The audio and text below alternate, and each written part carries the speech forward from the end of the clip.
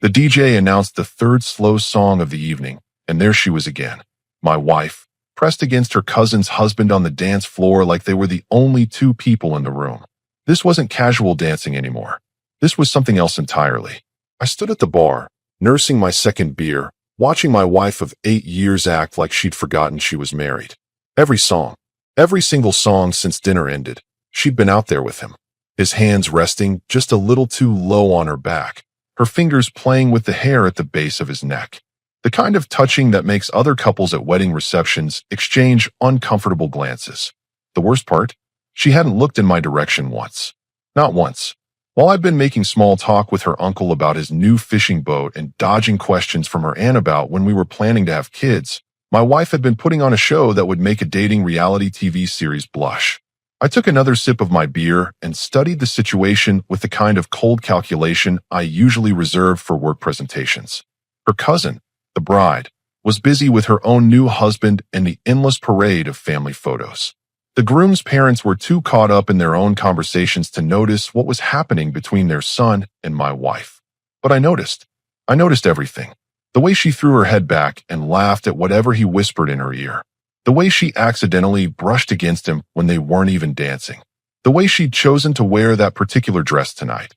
The red one that hugged every curve. The one she usually saved for date nights with me. Except tonight, apparently, it was for him.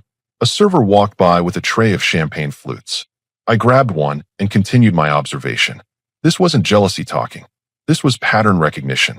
My wife was testing boundaries, pushing limits, seeing exactly how far she could go before someone said something. The question was whether that someone would be me, her cousin, or the guy she was practically dry humping on the dance floor. The song ended. And instead of coming back to find me like any reasonable married woman would do, she immediately grabbed his hand when the next song started. A faster song this time, which somehow made things worse. Now she was grinding against him to an upbeat rhythm, her hands on his chest, his hands gripping her waist like he owned her. I finished my champagne and set the glass down with deliberate precision. 8 years of marriage, and she'd never once behaved like this at any social event we'd attended together. 8 years of being the devoted husband, the supportive partner, the guy who always made sure she felt appreciated and respected. And this was what I got in return. A public humiliation disguised as innocent fun. The irony was almost amusing. Almost. Here I was, dressed in my best suit, having spent 40 minutes this morning helping her pick out jewelry that would complement her outfit. And she was using the entire ensemble to attract another man's attention. A man who was married to her own family member. No less. I wasn't going to cause a scene. Not yet. That would be playing into whatever game she thought she was running. Instead, I was going to watch.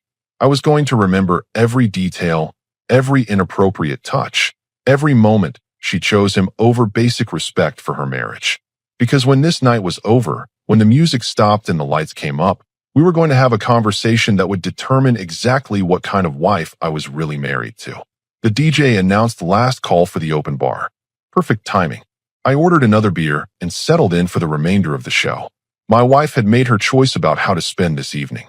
Now I was making mine. I was going to let her dig this hole as deep as she wanted. Because something told me that before this night was over, she was going to realize she'd miscalculated just how much her husband was willing to tolerate. And that realization was going to cost her more than she'd bargained for. I was halfway through my third beer when she appeared beside me at the bar. The recently divorced friend. The one my wife had been whispering with during the cocktail hour. The one who'd been eyeing me like a piece of prime real estate all evening. "You look lonely over here," she said, sliding onto the bar stool next to mine. Her dress was black, tight, and left very little to the imagination. The kind of outfit that screamed desperation wrapped in false confidence. "Just enjoying the entertainment," I replied, nodding toward the dance floor where my wife was now doing some kind of salsa move that involved way too much hip action against her dance partner. She followed my gaze and smirked. "Oh, that. Yeah, your wife's really letting loose tonight. Good for her." The way she said it made it clear she thought this behavior was perfectly normal. Maybe even encouraged it. I said, taking another sip of my beer. I wasn't giving her anything to work with, but she pressed on anyway. "You know." She leaned closer, her perfume hitting me like a chemical weapon. "My hotel room has an incredible view of the city skyline. 23rd floor. And since your wife seems occupied, maybe you'd like some company tonight. Someone who actually appreciates a good man when she sees one. There it was. The proposition I'd seen coming from a mile away. She was testing me, probably on my wife's behalf, or maybe just looking for a rebound hookup to make herself feel better about her recent divorce.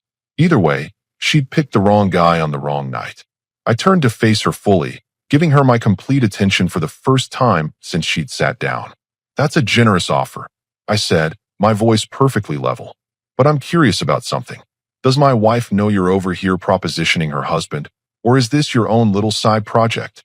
Her confidence faltered for just a second, but she recovered quickly. I just thought you might want some appreciation.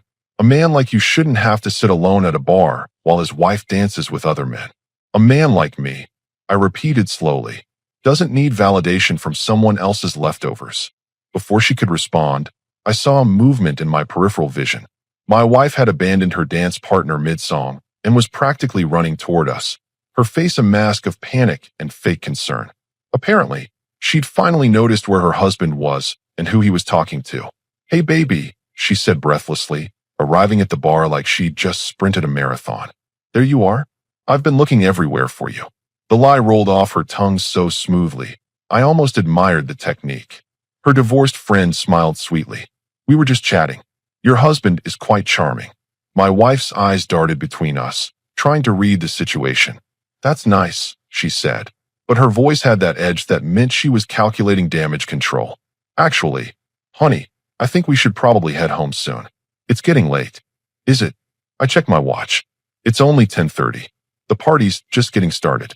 Besides, you seem to be having such a good time on the dance floor. Don't let me interrupt your fun."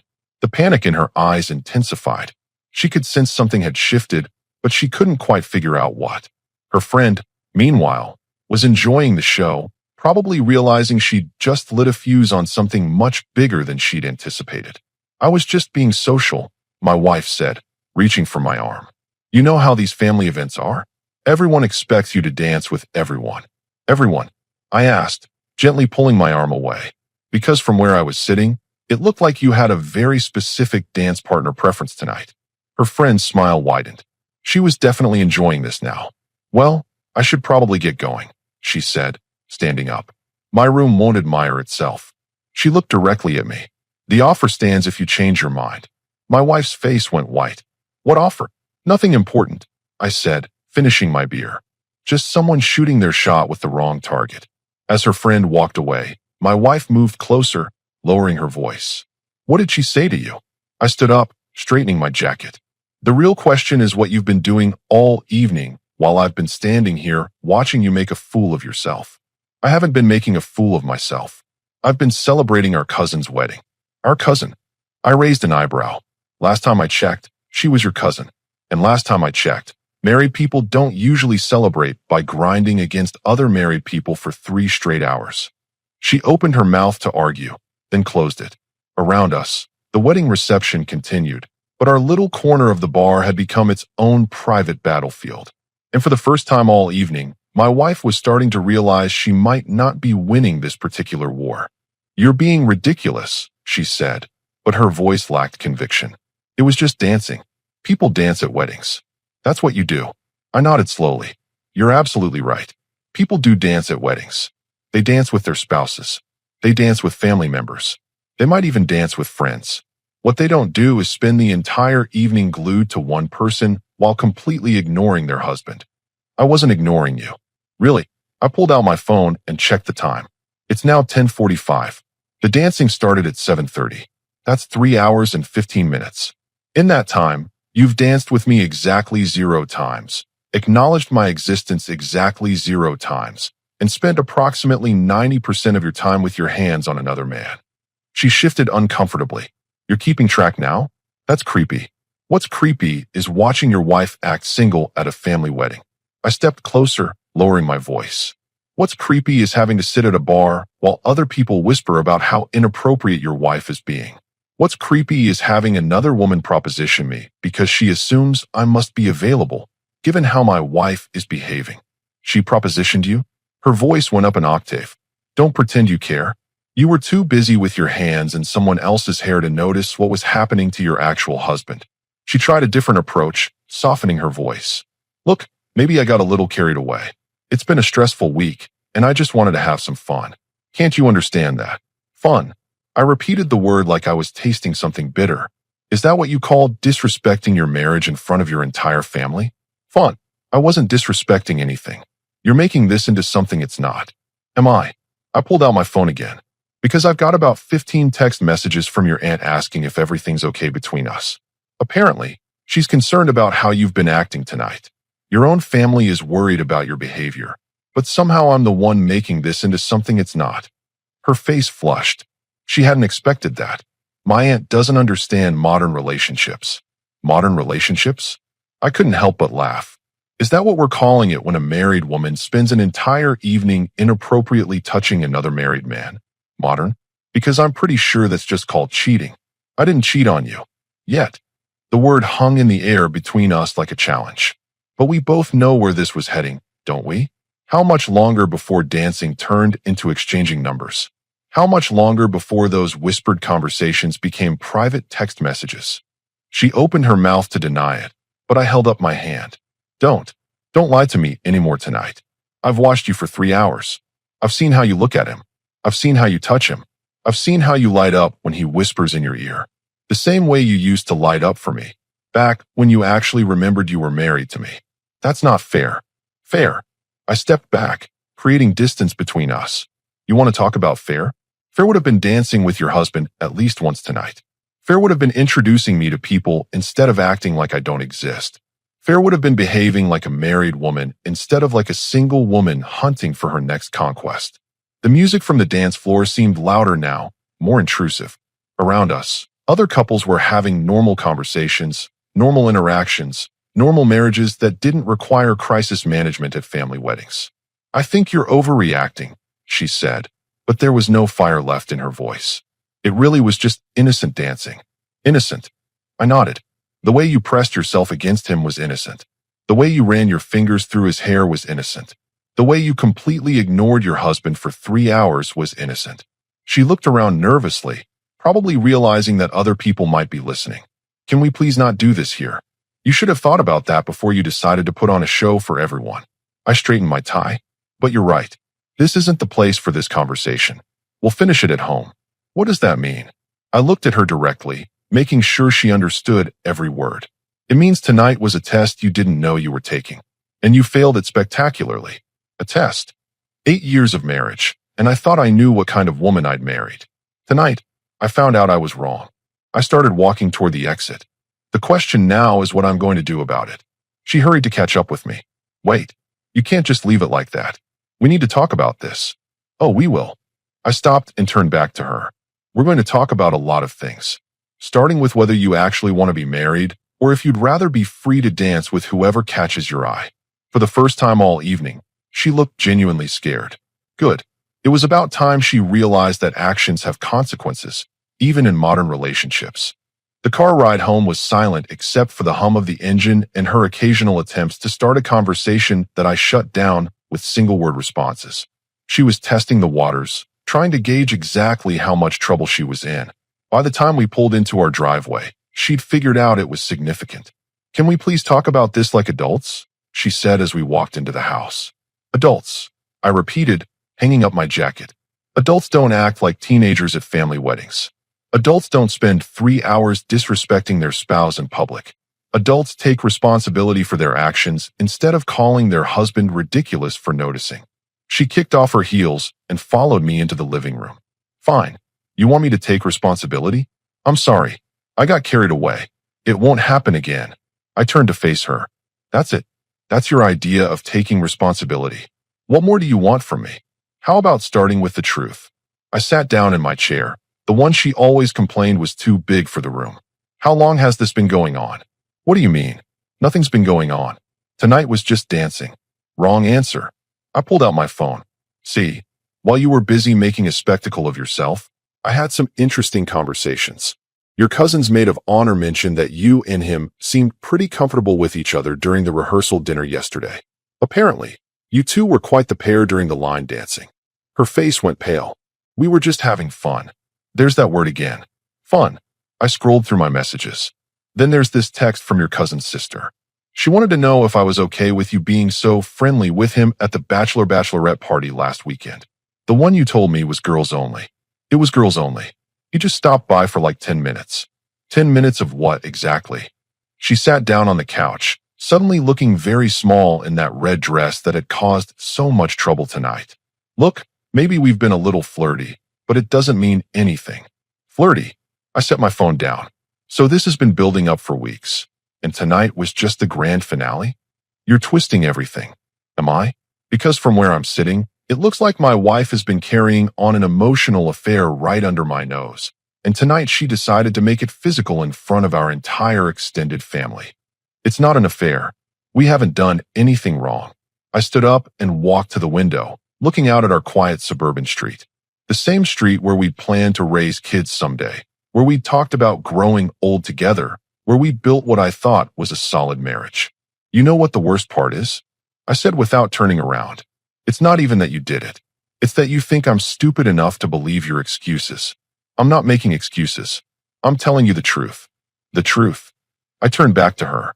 The truth is that you've been emotionally checking out of our marriage for months. The truth is that you saw an opportunity with someone who gave you attention, and you took it. The truth is that tonight you crossed a line you can't uncross. She started crying then, the kind of tears designed to make me feel guilty for being upset. I never meant for any of this to happen. I love you. Do you? I walked back to my chair, but didn't sit down. Because someone who loves their husband doesn't spend weeks flirting with another man. Someone who loves their husband doesn't ignore him for 3 hours at a family wedding. Someone who loves their husband doesn't make him a laughingstock in front of people who matter to both of them. I made a mistake. No, a mistake is forgetting to buy milk at the grocery store. A mistake is being late for dinner because of traffic. What you did was make a choice. Multiple choices over multiple weeks that led to tonight's performance. She wiped her eyes, smearing her makeup. So what happens now? Are you going to divorce me over some dancing? That depends entirely on what you do next. I finally sat down, maintaining eye contact. Because here's what's going to happen. Tomorrow morning, you're going to call him and tell him that whatever this thing is between you two is over. Completely over. No more texts, no more calls, no more accidentally running into each other. But he's family now. I can't just avoid him forever. You can and you will. Because if I find out you've had any contact with him that isn't absolutely necessary for family functions, if I discover one text message or one phone call or one coffee meeting, this marriage is over. You can't control who I talk to. I smiled, but there was no warmth in it. I'm not controlling anything. I'm giving you a choice. You can choose your marriage, or you can choose whatever fantasy you've been building with him. But you can't have both. That's not fair. Fair would have been you making better choices weeks ago. Fair would have been you remembering you're married before you started this whole mess. We're way past fair now. She looked around the room like she was seeing it for the first time. The photos of our wedding, the furniture we'd picked out together, the life we'd built that she'd been so willing to risk for a few dances with someone else's husband. What if I can't do that? What if it's not that simple? Then you've just answered the question about whether you want to stay married. I stood up. I'm sleeping in the guest room tonight. Tomorrow, you decide whether you want to fix this or whether you want to explain to everyone why your marriage fell apart right after your cousin's wedding. You would really end our marriage over this? I stopped at the doorway and looked back at her. I would end our marriage to preserve my self-respect. Something you seem to have forgotten I still have. I woke up Monday morning with absolute clarity about what needed to happen next. While she was still sleeping off her hangover and her guilt, I was already 3 steps ahead, doing what I should have done months ago when the signs first appeared. Her phone was charging on the kitchen counter when I came down for coffee. The same phone she'd been guarding more carefully lately. The same phone that had been buzzing with notifications she always seemed to check when she thought I wasn't looking. I didn't need to invade her privacy. I had something better. I had her cloud backup that she'd forgotten was linked to my laptop from when we'd shared photos from our anniversary trip last year. 20 minutes later, I had everything I needed. Text messages going back 6 weeks. Photos that definitely weren't meant for her husband's eyes. Voice messages that made my stomach turn. The bachelorette party hadn't been a 10-minute visit. It had been a 3-hour affair that ended with them in his car, talking until 2 in the morning. But the worst part wasn't the evidence of emotional cheating. The worst part was the conversation thread from Saturday afternoon, before the wedding, where they'd planned their entire evening. Every dance, every moment. They'd choreographed my humiliation while I was getting dressed in my best suit. "You awake?" she called from upstairs. "In the kitchen," I replied, closing the laptop and taking a sip of my coffee. She came downstairs in her robe, looking like she'd been hit by a truck. "We need to talk about last night. Actually, we need to talk about the last 6 weeks." I reopened the laptop and turned it toward her. "Starting with this conversation where you two planned out how you were going to spend the wedding reception together." The color drained from her face as she read her own messages. Messages about how she couldn't wait to dance with him all night. Messages about how her husband was too boring to notice anything anyway. Messages about how maybe they should find time to be alone together soon. "You went through my phone? Cloud backup. Technology is wonderful." I scrolled down to show her more. "Here's where you tell him you've been thinking about him constantly. Here's where he tells you he's been fantasizing about you. Here's where you both agree that your spouses are holding you back from being happy." She sat down heavily at the kitchen table. "It's not what it looks like. It's exactly what it looks like. It's a 6-week emotional affair that was about to become physical." I kept scrolling. "Oh, here's my favorite part. Where you tell him that your husband is so predictable and never figure out what's happening right under his nose." Stop. Why? This is your truth. This is what you really think of me, of our marriage, of the life we built together. I found another gem. "Here's where you call me boring and say you need someone who actually excites you." She was crying again, but these weren't manipulative tears. These were the tears of someone who'd been caught completely and utterly red-handed. "How long have you been planning to leave me?" I asked. "I wasn't planning to leave you." "Really?" "Because there's a conversation here from Friday where you talk about how maybe both of you should just get divorced and be together properly. That was just fantasy talk. We weren't serious." I turned the laptop back toward me and found the voice message from Saturday morning. I hit play. Her own voice filled the kitchen, breathy and excited. "I can't wait to see you tonight. I've been thinking about what it would be like to be with someone who actually appreciates me. Someone who makes me feel alive instead of just comfortable." I paused the message. "Fantasy talk." She buried her face in her hands. "I never meant for you to hear that. I never meant to find out my wife was planning to cheat on me at her cousin's wedding, but here we are. I wasn't going to cheat. The only reason you didn't cheat is because your friend's proposition to me scared you into realizing you were about to lose control of the situation." I closed the laptop. "You've been emotionally cheating for 6 weeks. You've been planning physical cheating for at least 3 days. The only thing that stopped you was logistics and bad timing." She looked up at me with mascara-streaked cheeks. "What do you want me to say?" "Nothing. There's nothing you can say that will change what I've seen here." I stood up and poured another cup of coffee. "But I'm curious about one thing. When exactly did you decide I wasn't good enough for you anymore?" "It's not that you're not good enough." "Then what? I'm too boring, too predictable, too trusting, too stupid to notice when my wife is carrying on with another man for 6 weeks." "You're not stupid." "No, I'm not. Which is why I know this marriage is over." Her head snapped up. "Over? Just like that? Just like that? This has been building for 6 weeks. You've been planning to betray me for at least 3 days. You spent Saturday night humiliating me in front of both our families. There's no just like that about this. We can work through this. We can go to counseling." "Counseling?" I laughed, but there was no humor in it. "You want to go to counseling to work through your 6-week emotional affair with your cousin's new husband? You want to sit in a therapist's office and explain how you've been fantasizing about leaving me for someone else?" People make mistakes. This wasn't a mistake. This was a deliberate, calculated betrayal that you carried out over weeks while lying to my face every single day. She tried one last desperate play. "I choose you. I choose our marriage. I'll cut off all contact with him. I'll do whatever it takes." The time for choosing was 6 weeks ago when he first started flirting with you. The time for choosing was 3 weeks ago when you started flirting back. The time for choosing was Saturday morning when you recorded that voice message. I looked at her with complete detachment. You already made your choice. Multiple times. You chose him. But I'm here now, choosing you. No. You're here now choosing damage control. You're here now because you got caught. You're here now because your plan blew up in your face. I headed toward the door. "I'll be staying at my brother's place until you find somewhere else to live." "You're kicking me out." "I'm removing myself from a situation where I can't trust the person I'm living with. Where you go from here is entirely up to you." 3 weeks later, I was sitting in my lawyer's office finalizing the divorce papers when my phone buzzed with a text from my wife's cousin, the bride. Can we talk? Something's happened. I called her back immediately. What's going on? He left me, she said, her voice hollow. My husband left me. Found out about him and your wife. Apparently, it didn't stop after the wedding. Of course it didn't. I'd known it wouldn't, even though my soon-to-be ex-wife had sworn up and down that she'd cut off all contact. The cloud backup had told a different story. Messages that continued right up until I'd had the locks changed and her belongings packed. I'm sorry, I said, and I meant it. Her cousin was collateral damage in a mess she'd never asked to be part of. There's more, she continued. I found their messages. They were planning to wait until after my honeymoon to tell us both they wanted to be together. They used my wedding as their cover story to start their affair. The pieces clicked into place. The elaborate planning, the public display, the complete disregard for consequences. They'd thought they were being clever, using family obligations as their excuse to be together while their spouses played the role of unsuspecting fools. What are you going to do? I asked. I'm telling everyone.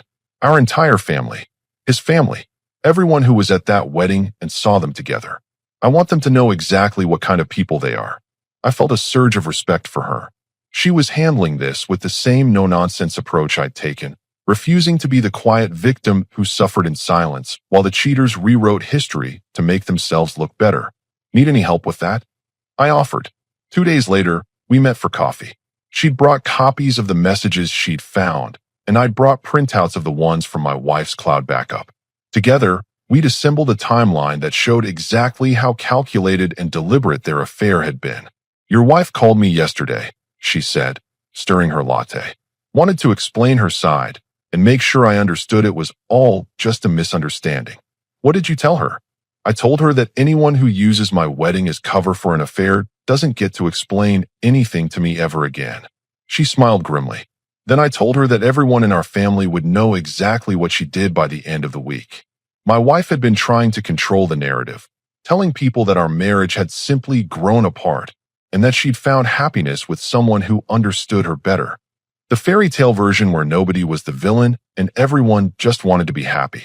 She's been telling people you were controlling and jealous, my cousin-in-law continued, that you couldn't handle her having male friends. Let me guess, she's the victim in this story. Was the victim. Until I started showing people the messages where she calls you boring and stupid while planning to humiliate you at my wedding. By Friday, the truth was everywhere.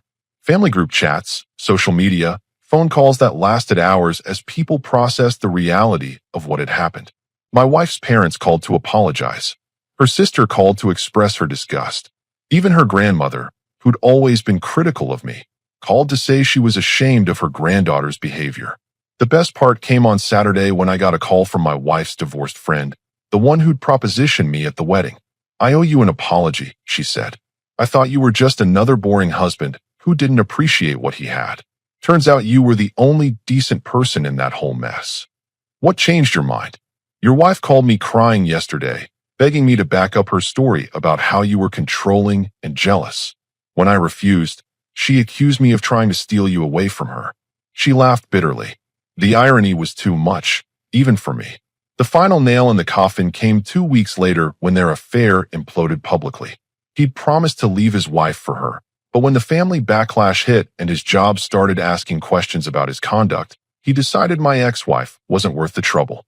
She found out through a text message that he was staying with his wife and that she should move on with her life. She called me that night, sobbing and begging for another chance. I made a terrible mistake, she said. I threw away everything good in my life for someone who didn't even want me. You're absolutely right, I told her.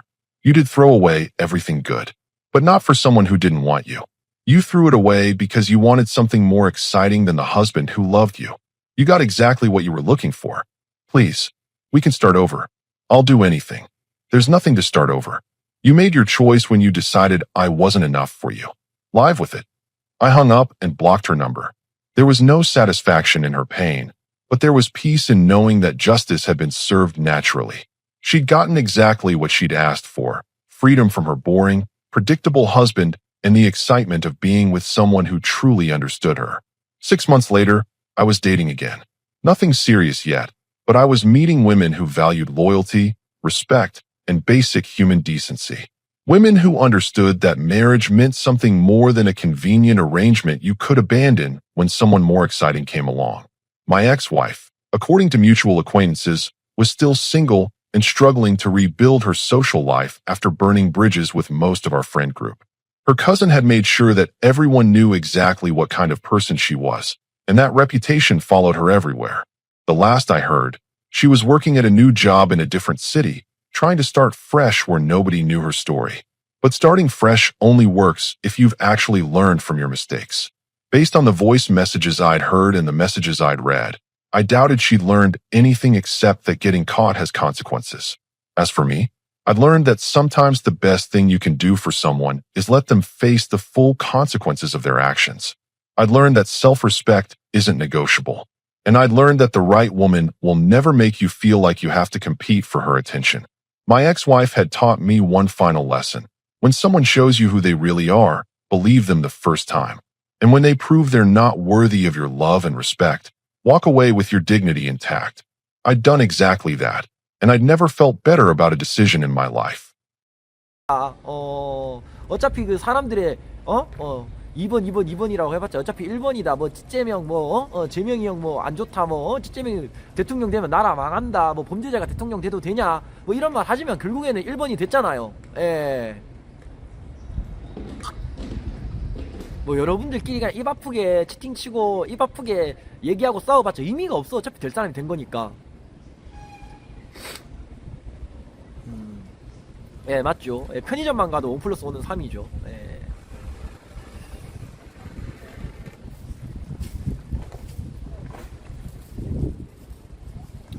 자, 그런 의미에서 이제 좀 밥 좀 시킵시다. 예. 밥도 좀 시키고, 예. 뭐, 음료수도 한 잔 좀 하고, 예, 좀 하자. 먹방 끝났냐고, 이제 밥 뭐 시킬지 좀 정하려고요. 요즘 보니까 배달이 좀 늦게 오더라고. 예. 그래가지고 음료수 한 잔 하면서 밥도 좀, 예, 정하도록 하겠습니다. 예. 울려대 사이렌, 텅빈 길거리에.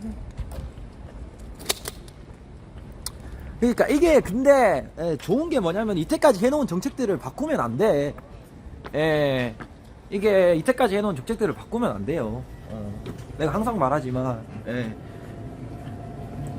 틀은 깨지면 안 돼. 틀은 깨지면 안 돼. 틀이 깨지는 순간 나라가 혼란스러워져요. 막말로다가 솔직히 뭐 누가 되건 상관은 없어. 근데 법을 한 번에 확 바꾸잖아요. 그러면 나라가 어지러워진다니까.